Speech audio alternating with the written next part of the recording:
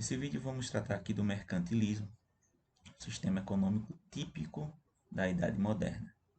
De cara, já conseguimos perceber aqui alguns elementos, como a caravela e o mapa, demonstrando que o mercantilismo tem íntima ligação com as navegações, os metais, que é o objetivo econômico final do mercantilismo, a ideia da balança, do equilíbrio fiscal, e o nobre, ou o rei, aqui, o monarca sendo representado, com o dedinho para cima, apontando que ele direciona essa atividade econômica. Já disse que, do ponto de vista das navegações, nós vamos perceber que o mercantilismo é o sistema econômico que determina as relações. Há várias formas de analisar a expansão marítima europeia. A forma questão cultural, a questão do ambiente das navegações, das tecnologias desenvolvidas, mas é sem dúvida nenhuma o interesse do Estado que vai fazer com que os navegadores cheguem a outras regiões e conquistem outros polos. Então, o mercantilismo é o motor das navegações. Nós vamos analisar o mercantilismo agora a partir do ponto de vista desse mapa mental.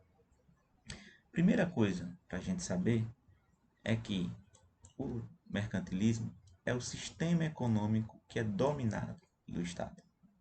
Quando alguns autores vão falar que o mercantilismo, ou seja, o sistema mercantil, ele é a primeira fase do capitalismo industrial,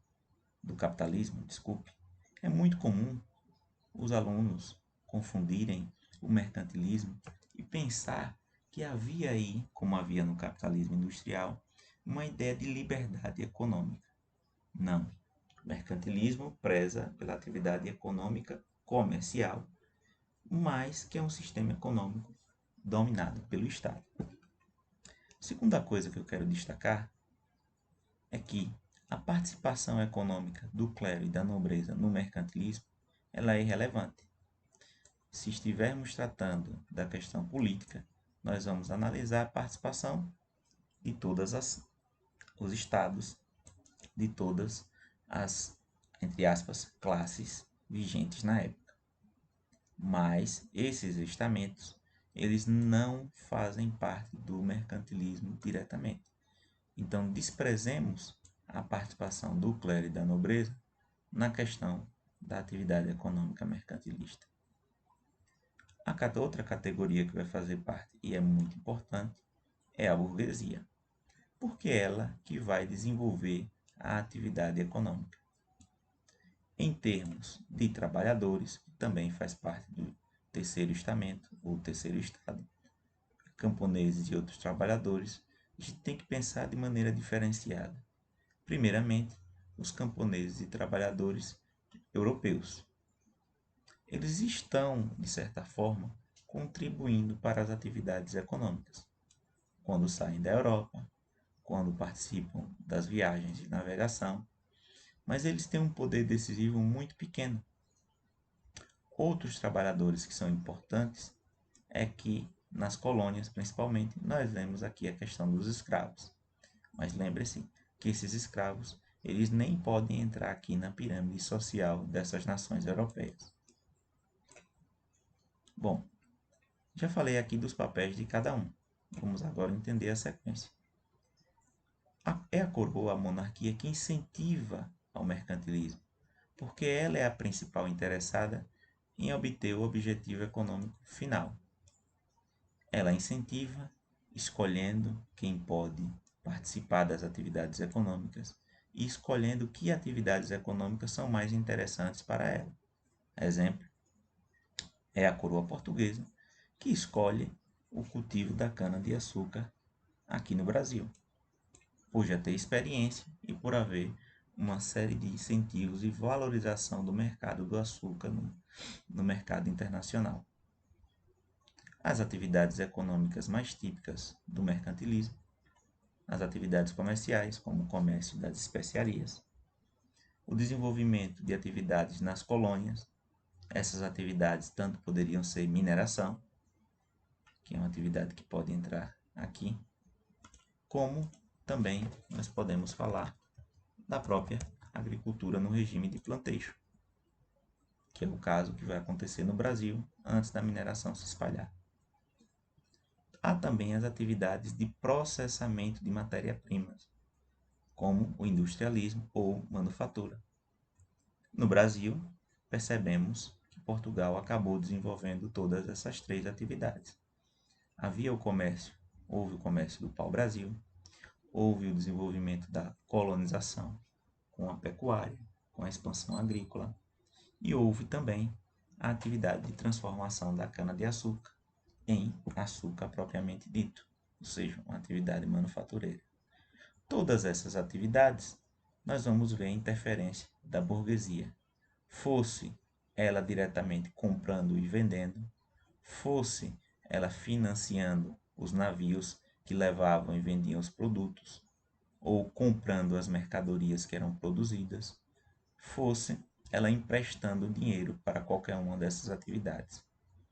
Essas atividades, elas obviamente geravam um lucro, e esse lucro, parte dele era revertido em impostos. Esse imposto acumulado, nós víamos aqui na figura do objetivo econômico final da coroa, que era o metalismo, ou seja, o acúmulo de metais. O metalismo também conhecido como bulionismo. Essa acumulação de metais tinha, por consequência, um outro objetivo, que é o país vender mais do que o que compra, ou seja, é ter superávit.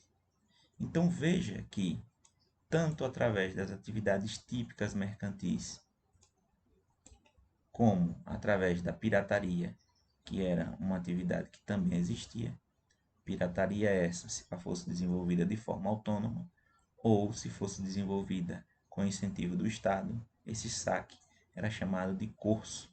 Então existiam os piratas e os corsários. Ou ainda era uma outra forma de obter o acúmulo de metais, a mineração. Obviamente, Portugal, quando chegou em terras brasileiras, tentou encontrar metais valiosos, mas não conseguiu de início, assim como a Espanha tentou e conseguiu. No entanto, Portugal posteriormente achou minério no Brasil por volta do século XVII e século XVIII, e século XVI e século XVII. Então vemos que todo o objetivo econômico do mercantilismo, ele é o incentivo do Estado a certas atividades, para que através do recolhimento de impostos possa se haver a acumulação do capital, a acumulação dos metais. Isso está resumido nessa imagem. Essa imagem demonstra muito bem que um Estado forte protege economicamente a sua nação, aumenta taxas contra produtos estrangeiros, cria leis que controlam o mercado, quem pode entrar, que produto pode entrar, acaba estimulando o desenvolvimento da sua manufatura, da formação de um monopólio e do colonialismo. Tudo isso para obter resultados que tirem esse Estado de ser um Estado que mais compra, ou seja, que mais importa, como na imagem A, e que exporta pouco. Esse Estado da imagem A seria um Estado que estaria em déficit, ou seja, em prejuízo. Equilíbrio é justamente a noção de um Estado que vende e compra igualmente. Mas um Estado que mais exporta, seja ele através dos produtos comercializados, através dos produtos plantados, produtos agrícolas que são manufaturados posteriormente, ou através, obviamente, né, da venda, inclusive, de escravos.